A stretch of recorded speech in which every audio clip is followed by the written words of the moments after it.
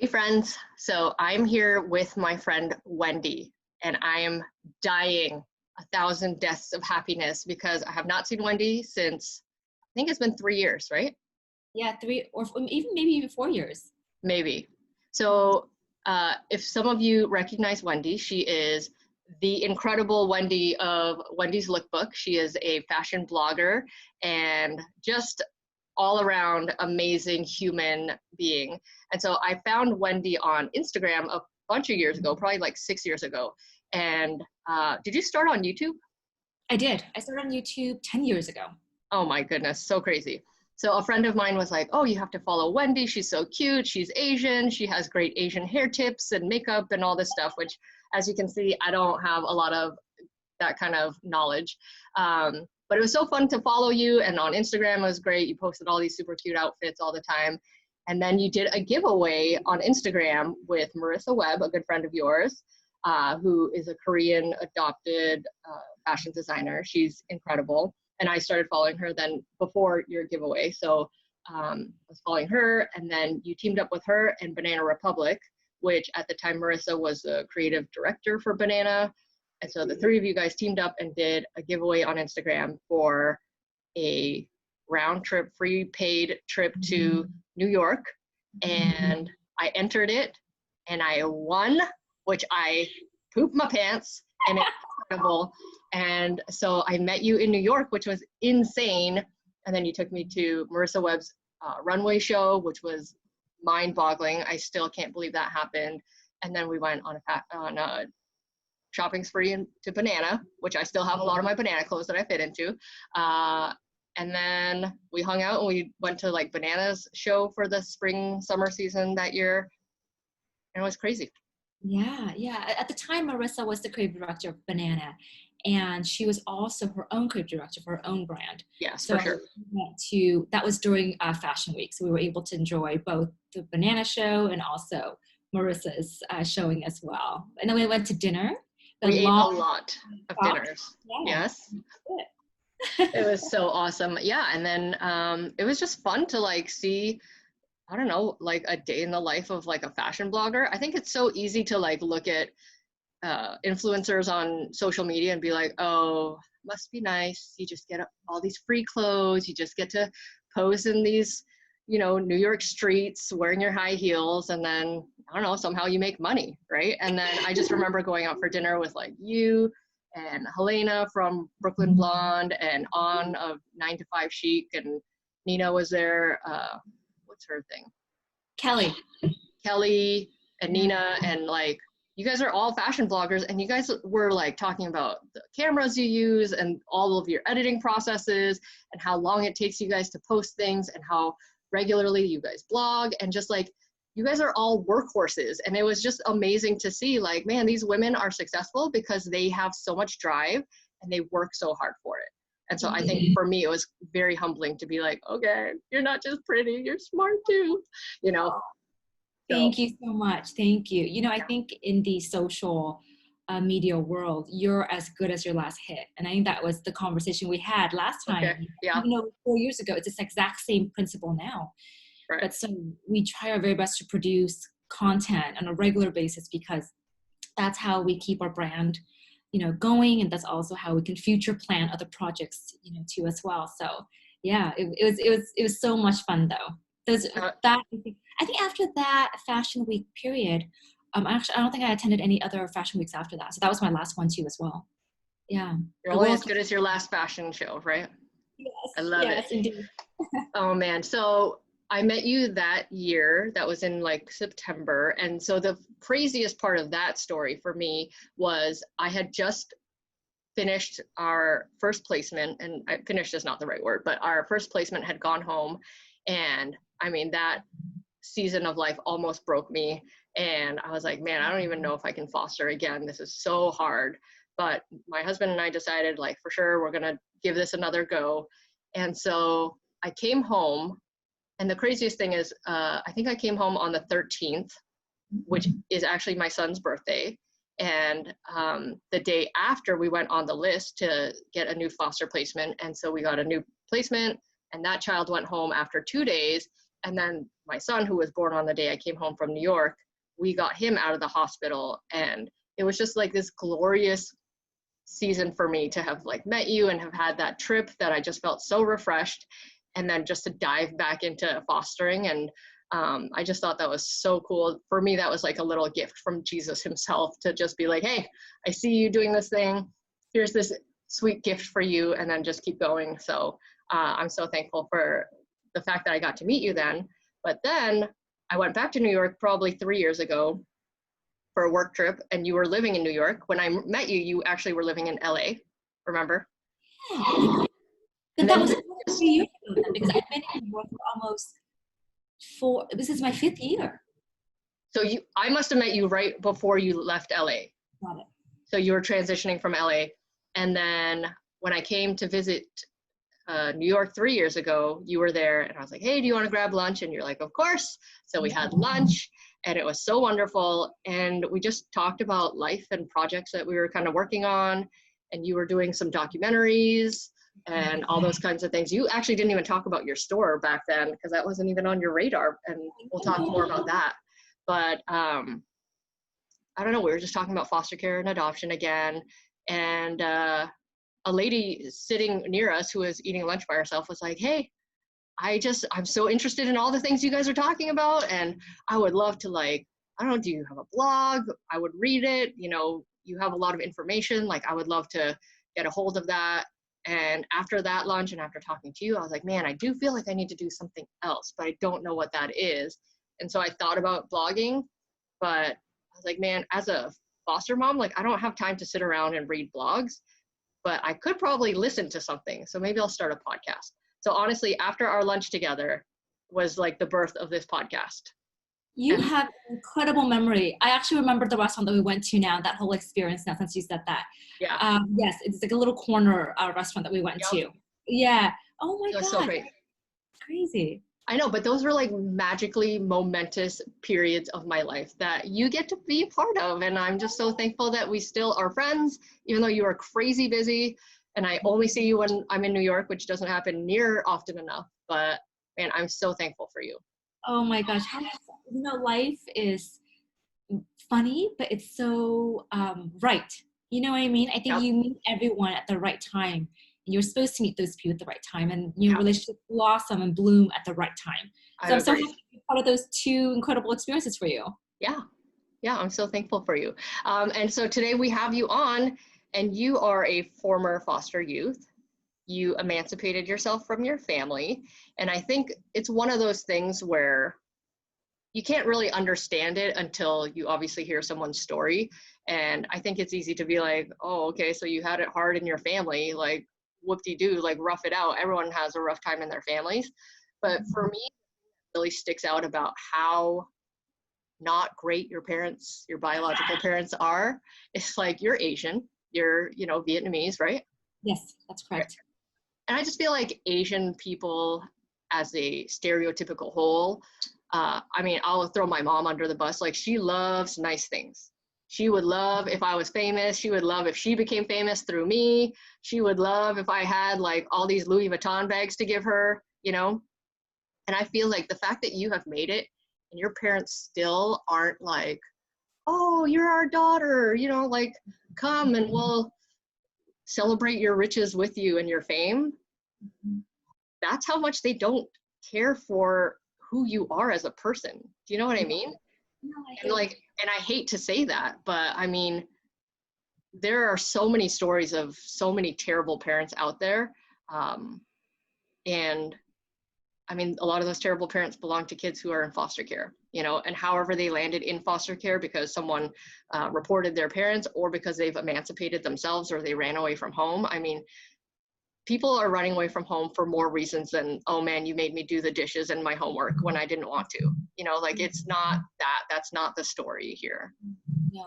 So technically, I emancipated at 18 from foster care, but I got into foster care because of a series of events that I think still to this day as an adult, I still consider it a little bit out of my control.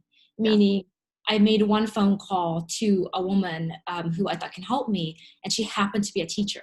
And then she Oh, was okay. through the case, and then Yeah. my case got into the social service, child protective agency, and then it snowballed into Mm, what we consider it to be foster care. But right. going through it at the time I was 15, I didn't know anything about foster care. I didn't know that there was a home that you get to stay at, or that you can be away from your family, and there's judges and attorneys. Like, that's not my world, and I never grew up with that world in that Right. sense.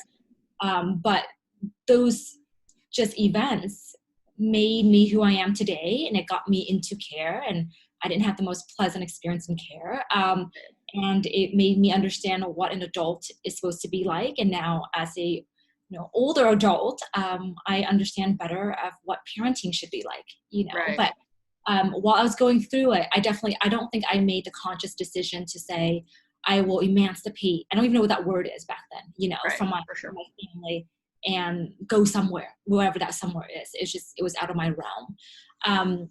But those phone calls just became what my life was, and I'm actually very grateful for it. But Yeah. I definitely understand what it's like to be a part of a population that no one really cares about, Yeah. that don't have a very strong voice in society, and also that I don't think people are aware of what foster kids go through when they actually go through the system, especially as an adolescent. I think Right. the group home transition to the foster care transition was it was very untraditional in the terms of family planning and family building, Right. and Yeah. but I mean, that those whole experiences is just, I think it's a part of my DNA, and I cannot imagine not having them as an adult now. Right. So how many group homes and foster homes did you end up living in Yeah. from 15 to 18? Right. So when my case was reported, a DA was assigned to my case, an investigator was assigned to my case, and so that was the criminal charges that was brought on to a few of my family members, and then also social services and family services came and did my foster care case, basically.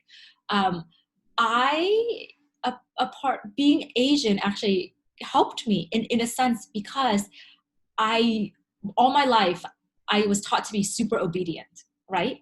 You Amen. know, Yep. you're right. So because of that, I just followed whatever rules that were given at the time. Hmm. Meaning that when you go into a group home, you just follow rules until you fly very under the radar, Yeah. until you get out. And honestly, no one told me what the pathways were. I just knew I just had to survive that day and tomorrow, and that was it. And so my survival mode kicked in, and I didn't want to cause trouble. Yeah. So I was in the group home for 6 weeks and 4 days, and I counted every day of it because it was quite awful. At the time, it was in the summertime, and the group home was actually overcrowded. So usually there's 2 beds to a room, and that summer there's 3 beds to a room. So they basically squeeze another midship up between the 2 beds, and there was 3 of us in a room. And it was. I feel like when I say it, a part of me, I don't really believe it because it sounds so like what happens in the movies, but it's just the way it is. Yeah. The rooms had nothing in it, Right. only a piece of paper and a very, very, very small pencil, not enough to stab you with yourself or other people with it. Okay. But it was very dull. It can't be sharpened. No pens allowed. No, if you were good, you can borrow a radio back then. They were talking about in the early 2000s, right? Right. Yeah. There were no like loose beddings, anything like that. So then you can't choke yourself or choke someone else. And then the windows were barred. So you can see outside, but you can't like break through the windows, whatever it is. And the doors would close at a certain time. And there was like a viewing portal at the door. So then, all the staff members can see what's going on inside. And at that time, there were only, I think, 5 Asian American girls. So I stayed at the AG unit, which is the adolescent girls unit. So it's an older unit in that sense. There's only 5 of us, and we all kind of looked at each other and said, let's just be quiet and survive it, and we ended up being paired together because we just didn't cause trouble, to be honest with you. Most and the rest of the girls were honestly minorities. Okay. There were very few other ethnicity in there. And then I was there my stay there was 6 weeks, and my roommate was there for a long time. She was there much longer than I was. And then my other roommate was there for a very long time too, with her sister. Mm. We had a counting system where every morning we'd count it off. So we were just numbers in the line of things, and it was very routine. Showers were only 2 minutes because there's so many girls, we couldn't get through the showers in time. Oh man. And because we showered so fast, we literally had to put our clothes right in when we get out of the shower. So I did not know this at the time, but many, many years later, a lot of the girls started, experiencing yeast infections and other types of infections because it was just not hygienic to go through those experiences day in, day out. There were, we had to borrow razors if we wanted to. You're talking about young girls growing up, and lots of changes are happening, hormonal changes. So razors were very heavily monitored, so no shaving allowed or anything like that, unless someone was monitoring you. Oh my gosh. That's crazy. And it the way, when I look at it back, and the way my experience, and all of the girls were in the same boat in that sense, it felt like a very kind of low impact jail. It wasn't anything honestly more than that. There's no relationship building. Like, we weren't the staff members, the counselors they call themselves. We didn't really have a meaningful relationship with them at all. They were just guards, and they would change, and the doors were closed, and we know who's coming in and coming out. And then we would go and get breakfast, and everyone had to eat, which I found really shocking now thinking about it. They monitor our diet intake very well, because clearly we were awarded the course. I'm sure they had other people to be counted, for us. So we had to eat everything. And I remember at the time, one of my roommate, she was on antidepressants, and she didn't have an appetite, so she couldn't eat. Like, she literally could not eat, not because she was protesting or anything like that. She couldn't eat. Right. And because she couldn't eat, they would put her in, it's like a padded room. So man. If it's legal now, but it's padded room, just a little light bulb. There's no windows whatsoever. And then you get to stay in that room or for however long the punishment was. So it was just really chaotic in that sense. So we would always encourage her to please try to eat something. Yeah. But, they obviously didn't consider the medication that she was taking to be part of the reason why she was eating. Right. We would go to school, and all of us would be in basically a few classes. So what that meant was that I was in high school at the time, and I sat next to an 8th grader. I sat next to another elementary school kid. Like, all the classrooms were not split up in their respective classes or basically levels. It was just, we're all in it together. So as you can imagine, if you were there for 2 years, you're 2 years behind. Oh my goodness. Right? So you have to catch up when you get out. I don't even know how you can do that, to be honest with you. So my only experience has told me that the system was not built for us in that sense. Okay.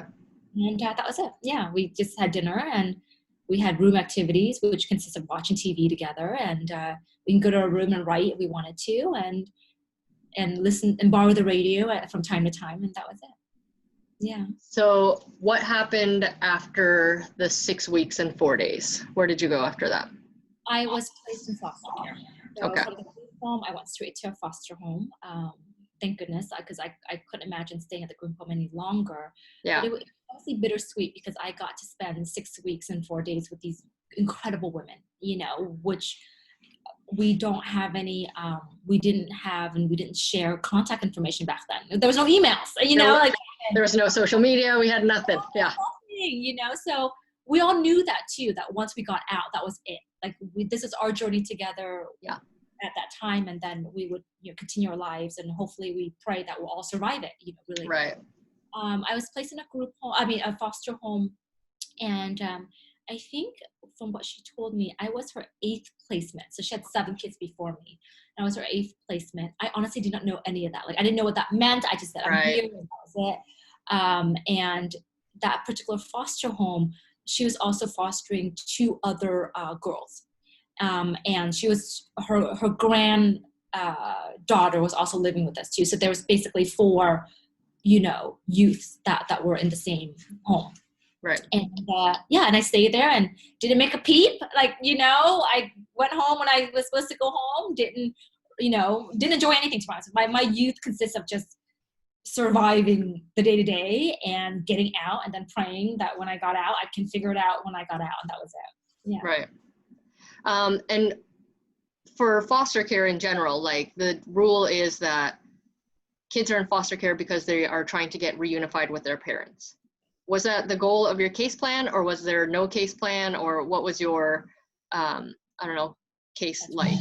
That's right. You know, looking back as an adult now on my foster care experience, I understand that that was, I think, the goal. But because I had 2 criminal cases against 2 family members, I think that goal was shifted, because my parents were testifying against me on those cases. So it wasn't safe for me to go home anyways. So I think that process probably started out that way, of wanting me to go home. But as the cases unfolded, it was unsafe, and it was just not realistic for me to go home anymore.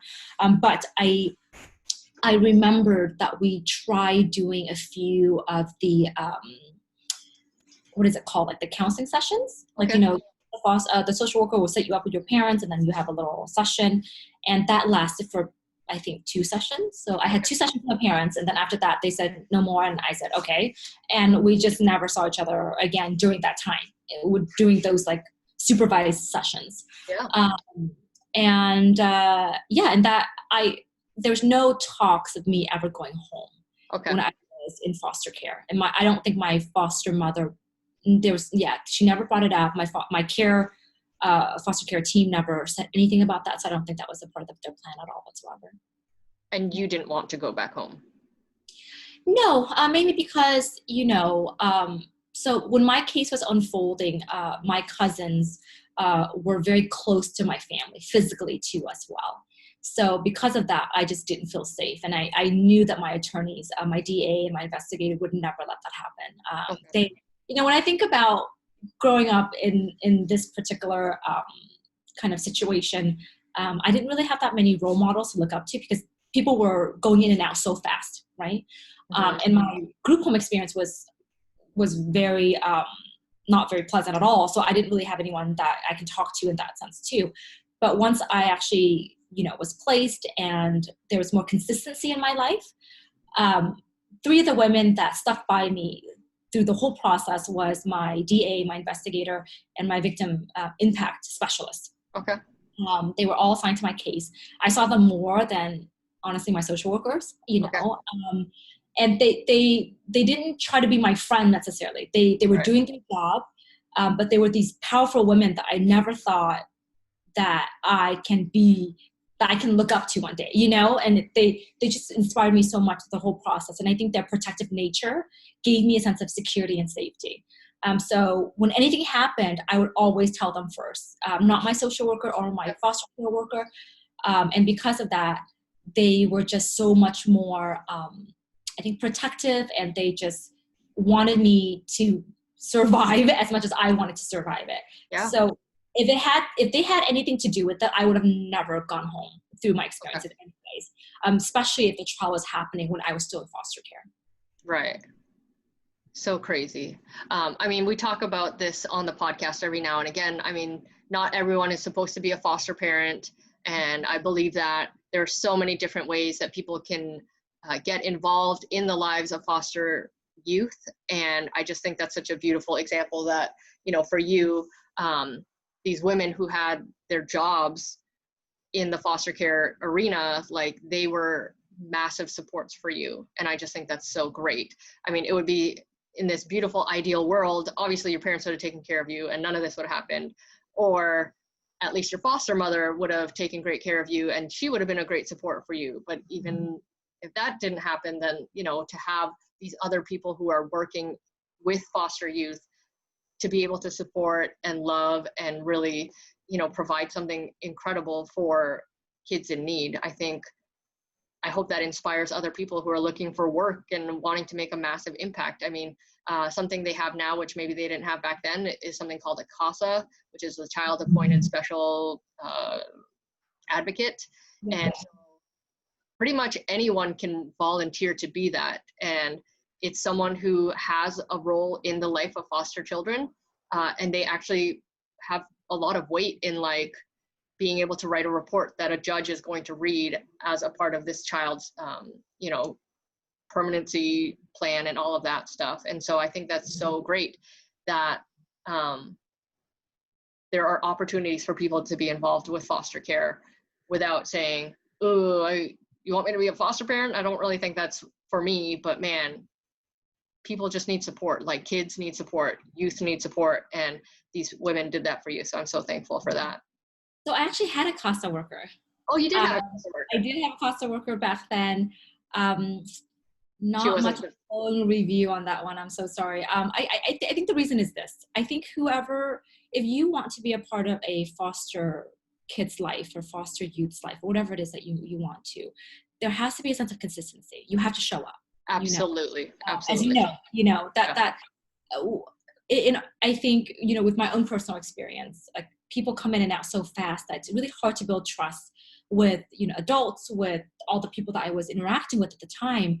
Yeah. And for you to come in and come out again, that just felt, it was really hard on me to figure that out too, you know, especially when you first meet a foster youth, for example, as a CASA worker, you know, there's lots of promises, you know, I'm going to see you and I'll be there for you and I'll make sure I'll write report, whatever it is that you do. Yeah. So experience, you know, she said all those things that she'll be there for me. She's also, she was actually a student, and she was Asian as well. And I was like, oh my gosh, someone I can look up to, you know. And she saw me twice and I never saw her again. And it just, it wasn't the same, you know. I don't know what happened, to be honest with you. Life happens. I totally understand that. Yeah. But I think if you want to really pursue this, consistency is key. And I think that's why my DA and my investigator and my victim witness expert was such a key part of my life, was because they were there all the time. I saw them every week. I saw them once a week when the trial was happening. I saw them even more than that, you know. Yeah. But I saw them in the context of you setting up and preparing for the trial, but also in the context of they just wanted me to be safe. And it was very pure and it was very innocent. It wasn't there's no like I have to show up because I have to, or like I have to meet my once a week meeting with you. You know, I didn't feel like that at all. You know, that's amazing. And whenever I needed anything, I would call her, because there was just kind of interesting things that were happening where my relatives would tell me certain things and I'd be like, oh, I wonder if that's true. So for example, during my trial date, one of my relatives called and said, I have a present for you. I'm going to fly you to Hawaii. And back then I didn't go anywhere. I mean, this is coming from home to a group home to a foster home. Like I didn't understand the context of going anywhere. Yeah. And it was this vacation for you and your best friend. And we're going to take you out on these dates and only these dates and come back. And I was just like, okay, he's never offered anything like this, but I was like, okay, whatever. I called my investigator. I'm like, oh my gosh, I got a present from my relative. I'm gonna be out. And she goes, do you know what days you're gonna be out? And I said, yes, I'm out this day. And he said, I can only get these days off and I have to take off school and whatever it was. And those were my court dates. And she goes, of course you're out those days, because if you don't show up, you know, the case will be dropped, right? So she became much more than an investigator. She became my guiding light through everything. And that amazing. Was something that was just, I still remember, every time I wear a suit, I remember these three women. Every time. Like, that's so special. This is why I have a lot of suits at home and a lot of blazers, because that's you have all. A lot of great suits. You don't just have suits, Wendy. You have the most incredible suits. Thank you. But because of them. Like, you know, honestly, I love that. I would never consider myself wearing a suit. And it wasn't because, you know, and it wasn't, you know, I didn't want a career that was in suits or anything like that. And right. I love them. I love wearing them. I love looking at them. And it really, because it reminds me of these women. That's all I saw. That's day in and day out. That's all I saw. Yeah. That's so special. So were you at the same one foster home from the time you were 15 to 18? Yes, I was. I was in the same home, and I was actually her longest placement. Okay. Yeah. When I was there, I think I had 5 roommates that came in and came out. So when she said that, I believed her. I was like, I understand. Mainly, again, because I had my court issues happening. I needed just a very slight sense of a place that's permanent, a place that's consistent. And I knew that I didn't want to jeopardize this, and if, you know, in any way. But because I I got good grades, I studied a lot, and that's really all I could do at the time. I also knew that I had to save money because I didn't know what was going to happen to me after I emancipated. Right. So school counseling got involved in everything, and I asked my foster family and my foster mom if I could get a job. And that meant that I had to stay out on some days that were later than curfew time, Right. And she said yes, and I ended up getting 3 jobs. Of course you did. I ended up working at the school cafeteria from 5:30 to 7:30 every morning. Okay. And then on the weekends, I worked at Jamba Juice on the weekends. And then once or twice a week, I was a tutor at a local community college. And that was probably the hardest one for me to get approval on, because that meant that I had to be out till 9:30. Okay. So tutoring would be from 6:30 to 9:30 at a very close community college nearby. And she was very supportive. She said, go ahead and do that. And I did that till I emancipated. Okay. But, yeah. And then you ended up going to college. I did. The only reason why I went to college, or I wanted to go to college, was because I was deathly scared of being homeless. I just didn't understand how to survive outside of my foster home. Right. No one told me anything about a transition home. I didn't even know that existed. Right. No one told me about a transitional funds. I didn't understand that world at all. And I didn't know how to get an apartment. Right. Thinking back at 18, I didn't really know how to do a lot of things that I can do now. Getting credit, what is that? I didn't have a credit card, nothing like that. I barely had any money saved up from all of the jobs I had. Right. So I wanted to find a place that can house me. So the only place that I thought could was staying at a college dormitory. So I applied to every college that had dorms, and that was all in state because I didn't know how to get out of state. Right. It was something like that. And then I remember it was a civics class. It's been a long time, where they would help you fill out your college application forms and all that. She gave a list of UC schools that were available, and I said, I'm applying to all of them, and I did. And I wrote my essay and all that good stuff, and I ended up going to, one of my favorite top choice. What school was that? It was at UC Berkeley. That's so awesome. Yeah, so I was very, very lucky because I honestly didn't score very high on my SAT scores. I'm not a test taker by nature, so that was really hard for me to do. I took a whole bunch of tutoring classes, and I just couldn't do it. But I wrote a very real personal statement. That's all I knew, so I wrote what my experiences were. Yeah. And when I applied to all these schools, I actually got rejected to almost all of them. Okay. And on to UC Berkeley. And what was so incredible about UC Berkeley's acceptance letter for me was that it came on April Fool's Day. It was a big packet. I thought it was just marketing material. So I actually didn't open it because UC Berkeley's, they sent out their letters at the end of after the other UC schools. So I got my rejection letter from UCI, UCLA, and a whole bunch of other things. And then UC Berkeley later. And I thought, oh gosh, I'm not going to open this because I don't want to cry again. Yeah. And I went to lunch with my investigator, my DA, and my victim impact specialist, Shirley. And then Shirley was the one who said, let's open all of your mail. And we opened everything. And she goes, this is a real letter, right? It wasn't a marketing material. And honestly, without her being there, I probably still would have thought that I didn't get into UC Berkeley. That's so crazy. Yeah. And she also slipped me $20 in there too. So it was very magical. But what was so incredible about that match was that every other UC school operated on a quarter system. Okay. So their first day of school was in late September. Okay. The only school that operated under a semester system. So their first day of school was in late August. So my birthday is August 28th. That year, August 28th was the first day of school for Berkeley. So I literally emancipated the exact same day that I went to college. And I could not ask for a better transition because if I went to any other UC school, I would have been homeless for a month. And I didn't know what to do. Yeah. That's insane. So did you get a bunch of scholarships? How did you end up paying for school? How did that work out? I did. I got a lot of grants and a lot of scholarships. Of my time at Berkeley, I ended up having 3 years of that being just on grant and scholarship. So I ended up That's amazing. for 1 of the year. Yeah.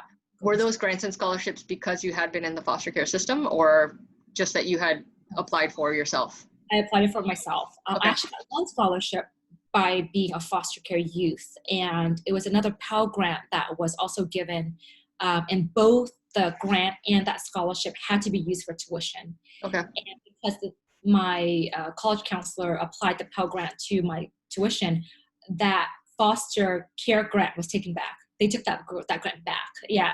And she fought and fought and fought. She was so mad. She was into like session all the time. And she's like, I'm trying so hard to convince them to apply that portion to your, living expense and your books. Yeah, absolutely. And they didn't want it. So in that sense, I didn't have a very good experience leaving foster care. Yeah. With that experience either. So it was kind of frustrating all around. Oh my goodness. That's crazy. What was maybe the hardest thing for you in that season of being in that foster home? Like, what is something your foster mom could have done better for you? That's a tough question. And I feel bad because I don't think this is a part of her plan. But I wish she loved more. Yeah. And again, I don't think anyone who wants to be a foster mom goes, I'm going to do it because I don't, maybe they do. I don't know. No, there are some bad people out there, Wendy, for sure. I mean, foster care comes in the news all the time, and it's a lot of times for the wrong reasons. And a huge part of my heart is to encourage good people to become friggin' foster parents, because there's so many terrible ones, and I can't stop the terrible ones, but at least maybe we can try to not have as many kids go to the terrible ones. But they're out there for sure. Right. I don't think she did it intentionally. I think she also was very guarded because she knew that at 18 she would have to also separate from this relationship, and maybe it was just not in her life plan at the time to contain that relationship beyond emancipation. So I think she viewed it as much they leave at 18, and that would be the end of both her and I, or her and a foster youth, or whatever that was. If that was the underlying tone, I understand that she wouldn't want to invest anymore, because then why would you invest so much and then leave it all, Right. and that there's a breakup situation at the end, So, and maybe because there's so many kids that were rotating in and out, and you're also dealing with adolescents too, so they have their growing pains. They're just tough in general. So all of that, I think, just accumulated to this guarded relationship, and I don't fault her for it, and I don't really blame her for it or anything like that. It's just, did I think that, being in foster care and having a foster mom would come with all these, Christmas holiday videos and movies? Right. I saw, of course I did. I thought it would be magical and I have a mom again, or whatever that meant, and I realized very, very fast that was just not the relationship that we were going to have. And I was okay with it. I was at peace with it. And I knew that I just needed to follow the rules, follow her rules. She wasn't very tough in that sense. And we would kind of conduct our relationship as almost like a business. And I'm here, I'm not here, and I'm leaving. And that was it. And that was exactly how it played out. So we did have holidays, but it wasn't, again, like what you would imagine when you watch the movies. It wasn't like that. It wasn't. I think she was also very worried that her license would be at jeopardy if anything happened to us. So it was very rule oriented more than anything else. And I remember I was looking back, I was trying very hard to be very easy for her, mainly because I didn't want to get in trouble. I didn't want to get no cops were called, no, nothing, because I wanted to get out of there alive. I think it was in February, and this is back, in California. So it was fairly warm in that sense, but I think it was in February. And we were weeks away from my trial, my criminal trials, both of my criminal trials. And I just had a huge breakdown. And when I was at work in the kitchen, I think all these emotions came out, and I just didn't understand and know how to contain them. And always been the person who had to contain my emotions because it got me in trouble a lot. As in, it got me teased at school. It got me, it got me because of my emotions, according to, my family members. It got me to be in foster care. So I had a very negative association when it comes to expressing any type of emotion. So I was always trying to suppress that or just bury it as much as possible. But I think the anxiety and the stress of and I felt like I was operating on a timer where I knew that there was going to be a time where I had to see them again in court and I had to do all this. I was just a lot of stress at the time. And I had a partial nervous breakdown at work where I was on the line where I had to clean all of the pots and pans after we would finish, making all of our lunch and our, food products at school and everything. And I just couldn't control it, but I started banging all these pots and pans everywhere. Okay.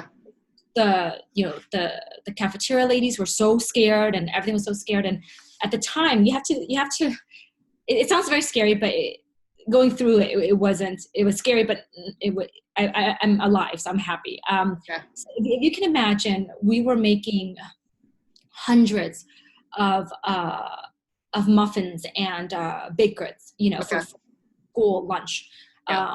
When we were working, we were making breakfast food and lunch food. So these ovens were enormous. They're commercial size ovens that were huge. Right. They can fit me literally in these ovens. I mean, back then I was small too. So, I mean, they can fit me in these ovens.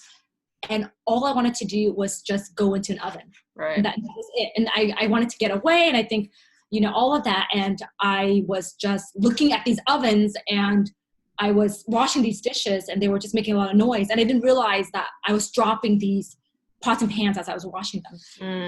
And so the cafeteria ladies got really nervous and obviously very scared. And they said, you need to go home.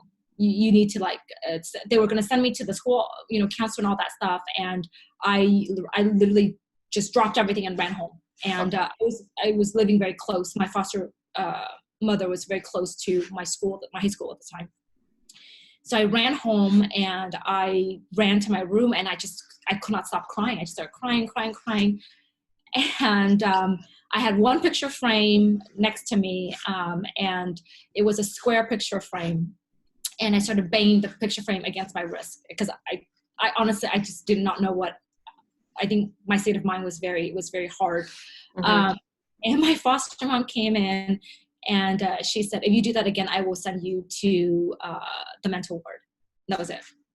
Wow. So I said, okay. I mean, it wasn't necessarily, warm or loving in that sense, but she was very good at telling me the reality of my situation, if anything.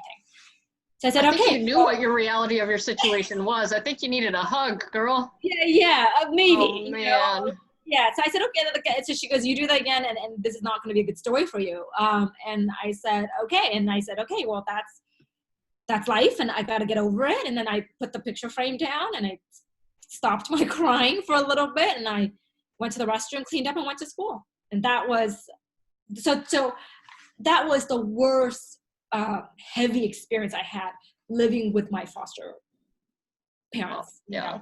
And if that was the reaction, I didn't expect any more from that.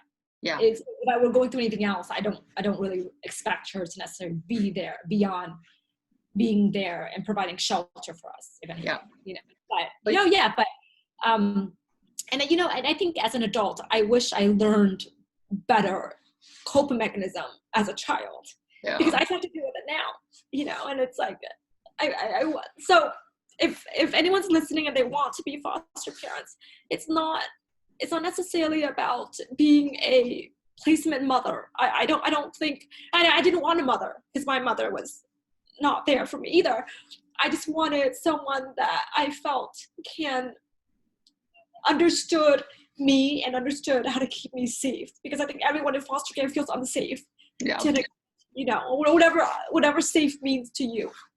So I think and someone to understand and help you process emotion, because there's so much of it, and as you know, there's so much of it. So I think going through that journey of always saying, Wendy, you have 5 minutes, get your shit together and pack your stuff and pack your emotions in your little box and get out and then go to the real world that you have to live. And those experiences carried with me as an adult. Yeah. Right. Absolutely. So now I have to unpack all those and work through it. And hopefully, my goal is to be a better version of myself. But as an adult, I have to revisit all these things. And it's just, I just wish there was a better emotional transition from here to there, more than anything else, So I think that story highlights my relationship with my foster mom more than anything else, which is you do what you do best, don't make trouble, and you get to survive. And that was it. And, yeah.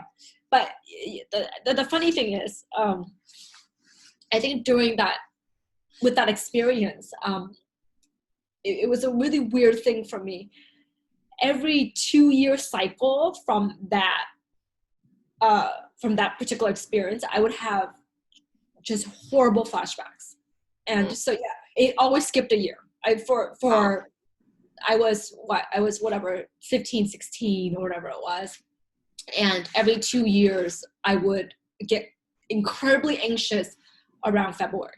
Incredibly anxious. And I didn't know why. I would cry all the time and I didn't understand why either. And that happened for, at least a few more years after that. And then when I got into my, I'm 38 now. When I got into my mid-30s, it stopped after that. But I felt like it was just catching up with me every other year, feeling that way. Yeah. But for the longest time, I couldn't do a lot of things around that time frame. Like I couldn't get out of bed. I was always afraid of anything that was large, that was opening, like that looked like an oven. I couldn't do. I, as an adult, don't have a single picture in my house. I don't have a single picture. I don't have a picture frame anywhere. There's if I can show you my house right now.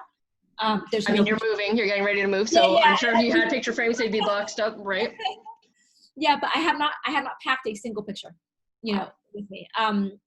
And I still don't have pictures as an adult. So I think all those things just snowball. And in my mid-30s, I was able to unpack and deal with it more, I think, in a more healthy way. Yeah. Did you find a counselor in your mid-30s? What happened in your mid-30s that made things kind of finally open up for you? Didn't have that good experience of having therapy sessions either, mainly because I had an incredible therapist when I got into foster care. When I was 15, when I got into at 15 and a half, they assigned me a therapist. And I only saw her for about 8-9 months. And then she was on maternity leave and she just didn't come back, but she was incredible. And one thing that she told me was that, because, when you're 15 and you're seeing this therapist, and you're talking about all the issues that are happening and all that, you don't realize that there are medical terms attached to what you're experiencing. Absolutely. Right? So you only know that later on in life. So I was diagnosed with PTSD and depression at 15 and a half. Okay. She never said that. I knew that from my files later. But she wanted me to talk about things. And I mean, for me, I thought that was just life. Like every kid must be separated from their family. Every kid must have these experiences. So I couldn't internalize my experiences as not necessarily the normal healthy experience. Right. And so because of that, I didn't really talk that much. I just liked to sit there and be with her. And she was very warm to begin with. She was very friendly and warm. And that was, again, another female role figure that I didn't have in my life at the time. Yeah. And I remember at the end of our term or our session periods, she said to me, I know it doesn't feel like anything now, but in 20 years, you're going to have to experience it later in life. And I said, okay. So I always kind of had a mental note that this would resurface later in life. And she set a good expectation for me, because if I thought it would go away when I get older, that was definitely not, And it did. It caught up with me 20 years later where, 20 years later, where emotions and feelings were coming back. Whenever I watch a documentary about anything of this, I would kind of get into my place again. And I would be reminded of what she told me when I was younger. And I think that helped a lot of the healing process. From there, from her, I had multiple therapists because I had to have them during the trial. Okay. And some of them that were from UCI, some of them were women, some of them were not, for men. I just had a lot. And they just never stayed. I think they were there to do the case file from a criminal trial, but they weren't there as a permanent fixture in my life, right? Yeah. And because of that, I just didn't really associate the therapy side to my own growth, which is kind of ironic because I ended up majoring in psychology for that because I wanted to know more about myself. I wanted to understand, what was wrong with me and how I can, fix it in that sense. And I thought this was the best gateway for me to understand it. So all of the things that was happening when I was younger, I was able to internalize it and kind of, unpack it and and solve it as an adult going through classes or going through all these psychology classes going, oh my God, that's what people said about me. And this is what it meant now, Yeah. And then as I got older, I did smaller sessions. I did, oh my gosh, I forgot what they're called. It was an experimental method. I'm sure one of your listeners would know. It was so new at the time too. I forgot what it's called, but it's. I know what you're talking about, and I know it has letters, and I can't think of what they are. Yes. Yep, that one. Yes. You know what I'm talking about, right? Yeah, I do know what you're talking about. That was back in the in the 2000s. So that was 20 years ago. So it was like super. It wasn't very popular back then to do it. Right. EMDR. Yes. Emotional. Is it like mode or something? I forgot what it was. Oh man, it is EMDR, I believe. I think so. I remember. But you basically have to retell and kind of go through all these things again. Yes. So you retell your experiences with audio reinforcement and with tactile reinforcement. Okay. So you would have like a headset on, and they would play a particular audio like clip, and then you would have these pulsating things that you hold in your hand, and it would just pulsate every time you would retell your experience. Wow. And you're supposed to retell your experience as though it's happening. So as in, like, you walk through your home, you walk through that experience, what are you looking at, what are you seeing, who's in front of you, and like, so you walk through that experience. And then the goal was to bridge your critical thinking brain and your creative thinking brain together so that you can process it as a whole experience. Okay. And hopefully from that. So I did 2 sessions of that. It was very heavy because it was very, very heavy, emotionally draining in that sense. And I think the experience was interesting, but I think it wasn't coupled with a healing therapy session after the experience. So no one explained to me what that experience was supposed to do. I just did it, and then I go, okay, and then I would go home and just sleep all day. Right. And then a week later, I'll do it again. And I only learned about that part of it was because I started researching it later in life. But so I think there's just a gap. There's not necessarily a closure lid after you would experience these experimental sessions, Okay. So I felt like a guinea pig in that sense, but I didn't understand what it was supposed to do for me. Right. I think EMDR is much more sophisticated now than it was back when I was doing it. I think it helped a little bit here and there. My counselor, I was with her for too long after that too. So I would love to restart that and have like a solid therapist that I would love to go to. I love therapy. Even though my experiences were not the best, I understood the value of it. And as an adult now, I think it'll be very, very helpful for me. I love it. Yeah. So we talked a little bit before we started recording, and you're just asking, like, what is my hope for this episode? And, I never want to take someone's personal story and put it out there for entertainment. I just do hope that people can learn from other people's experiences. And I'm so thankful that you were brave enough to share with us. And I mean, you show up for your social media followers all the time. And I think it's so funny because obviously your pictures are so beautiful. They're just so I don't know, they're almost like fairy tale, like so many of your images, even though they're in like the heart of New York, and sometimes there's a cab or cherry blossoms or whatever have you. But I mean, your heart shines through in it, in all of your images and everything that you share. And something that really drew me to you as just an Instagram follower was that you do have such a huge heart for kids in care. So you had a program where you were helping kids in LA who are foster youth to, you know, be creative and do poetry and art and things like that. And you provided scarves and medical things that they needed. I remember you got them all like eye doctor appointments because it was just something that that they needed, you know. And I think it speaks to who you are and to your heart. And even though bad things have happened to you, you aren't someone who pays that forward. You are able to dig deep and find good and share good with other people. And so I just hope that people can look at foster youth and think, man, these are vessels of good things. And if I can support one of them in their journey, like that's so powerful.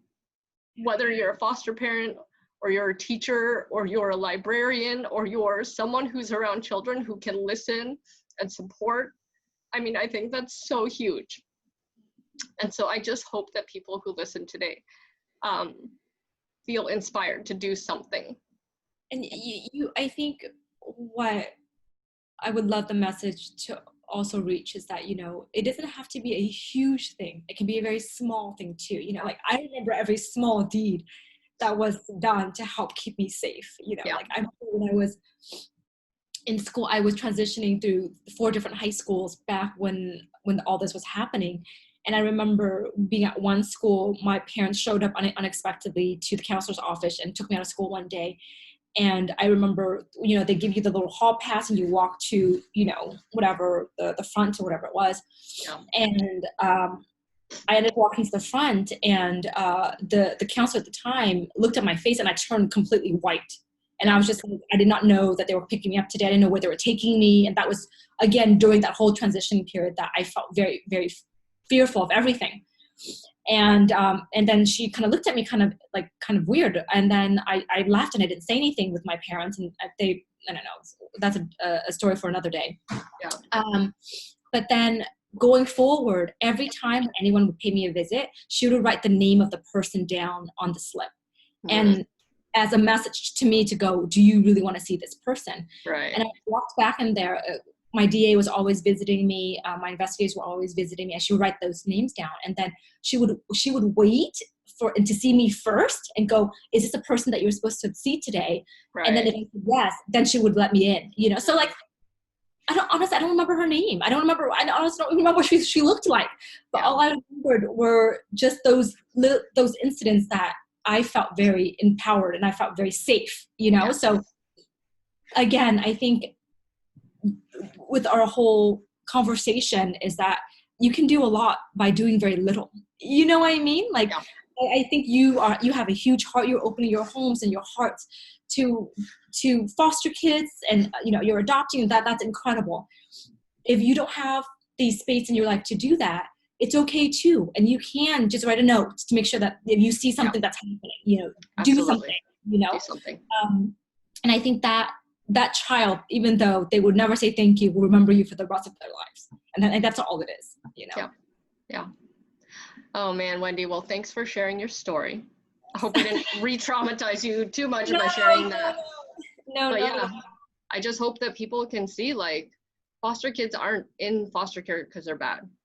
They have crappy lives and they just need some support. So I think you're just such a beautiful vision and inspiration to absolutely everyone, to foster parents and to kids in foster care.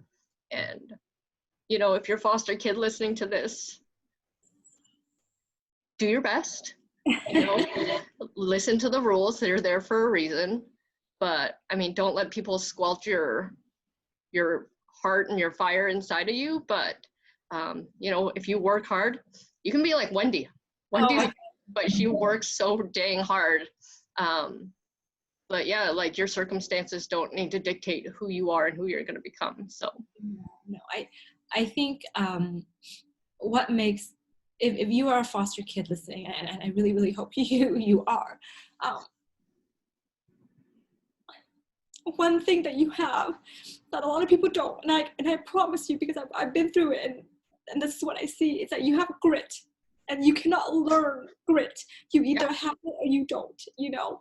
And because of all the experience that you go through, that grit will give you so much more in return later in life. So face the hardships, go through it, you know, do your time in that sense, you know, but that grit will propel you as an adult. So please just keep on fighting for you, keep on fighting for all of your hopes and dreams, and work really, really hard, and you will get so far, you know. And knowing that there is no necessarily a safety net to fall back to, I think is a blessing. You will do much more, and you would do much better for yourself, knowing that you are exactly who you invest in, you know. So don't give up. Don't give up. don't give up. Let's none of us give up, people. All Yes. right, we'll keep on going. Wendy, you have a good word of the day for us, an inspirational quote that that you love. Do you have it in front of you? I do. I actually have it tattooed on me. Well, courage. I love it.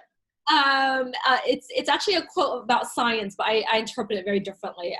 It says, "Give me a place to stand, and I will move the earth." And the way I interpret it is that, you know, as long as you have a place to stand, meaning you got two legs that you can stand, you can make a difference for yourself, for other people, for people in your community. And you have to just keep on fighting the good fight. And that's it. I think that's been my ethos for as long as I can remember. I love it. I love it so much. And this is such a great interview. I have no idea how long it was, but it was really good. And I'm so thankful that you took time in the busyness of moving and packing. And you're still running your store. So Wendy now has a store in New York, which I would love to visit one day. So we'll try to make that happen. It's called Artemis. And it has to be the most beautiful store I've ever seen. And you sell CBD oils. Yes, we actually do CBD all in very different delivery methods. So oils, we have topicals, we have everything too. And I have my own personal journey with CBD, so I'm not in it necessarily for the fatter lifestyle. I'm in it for the science. Yeah, for sure. But it's helped me cope with a lot of physical pain resulting from all of the physical trauma that happened when I was younger. So, and also it helps me manage my PTSD better. Okay. And also my anxiety better too. So, and I've been through a slew of pharmaceuticals and nothing really worked on me. So this was my last stop, and it happens to be something I wanted to share with the rest of the world. So I started, and now we have a physical store in the West Village in New York, and we cater to a wide variety of clients. Some from trauma, same kind of what we talked about today, and others are looking for pain solutions. So we're very lucky because we're the only store in New York that has a chief medical advisor, and that's Dr. Junella Chin. So she walks with us through a lot of the scientific findings and a lot of case studies and lots of peer reviews. So we approach it as much holistically and very scientific as much as possible. Yeah, that's amazing. And do you guys deliver now, or? Yes, we do. Yeah. We deliver. The most important thing for me is that we want to provide you with consultation. So we do a phone consultation with everyone to make sure that we understand what their allergies are, what the condition they're treating is, and then we would set up a plan to make sure that we are curating the correct products for your need. But we do ship it out. That's amazing. What is life like in New York right now for you? Because right now we are still in the storm of COVID-19. I feel like New York's very different than Arizona. I mean, we are definitely on lockdown still here too, but I don't know. I have a couple of friends in New York, and it just seems like a lot. So what's life like for you right now? Shelter. I'm sorry. I don't know if there was a sound. No, you're good. we're still at home, so we're still locked down in that sense. I think there was discussion of us reopening, or just the city slowly rolling out a reopening plan starting in the middle of May. But I think that's still under discussion. I think for the most part, everyone's respecting social distancing very well. Everyone's wearing masks when they're outside. Yep. And so New York, it is the epicenter of COVID, but it's also, I think, one of the best places to be in, because everyone understands the message very clearly. Yeah, for sure. We move as a community to try to restart this again, So it's hectic, but I feel very safe here, Good. Well, I'm going to link all of your stuff in our show notes. So your store, your Instagram, your store's Instagram, all of that good stuff. Again, just thanks for your time, man. This was so great. I loved seeing you. I love talking to you. And I kind of feel like, even though COVID-19 has wreaked havoc on so many people's lives and bank accounts and all of those very terrible things, I am thankful for time. And even though my kids should be in school and they're not, I'm thankful that I have Kate downstairs entertaining them. I'm just thankful that we were able to make time. I feel like it's easy to kind of go by and just be like, ooh, I'll talk to you later, or, we'll try to make time some other time. But I'm just thankful that we were both able to say, yeah, let's get on a Zoom call and give this thing a whirl. So you are officially my first Zoom meeting. I've never had to record a podcast interview with anyone before. So I hope this works out great. And if it doesn't, it impacted me. Well, I need to see you in person again. I know. There'll be and I can't wait to show you all of the new things that are happening too in New York the last time you were here. So yeah, for sure. And I have to meet Colin one day and all of your cats. Yes. We'll roll that into a whole New York experience for you. I love it. And then you can come to Arizona and meet all of my children and hang out in our backyard in our pool. It'll be great. We'll do. Thank you so much for having me. Oh man, well, thanks for coming on. Thank you, listeners, for tuning in and being with us for 5 seasons. As far as things are going planned, this is episode 100. And so we are thankful that you have been with us for 100 episodes. We're so thankful that Wendy was here to kick us off and just, celebrate this momentous occasion for us. And I just hope that this can start a new wave of foster care for people who want to get involved and want to help children, and for people who are in foster care to feel very hopeful that, again, your circumstances don't dictate who you are and what you're going to become. And so I just hope that we can really start something here where we can feel empowered and like a community that's here to support one another. So thank you for tuning in, everyone, and tune back in next season.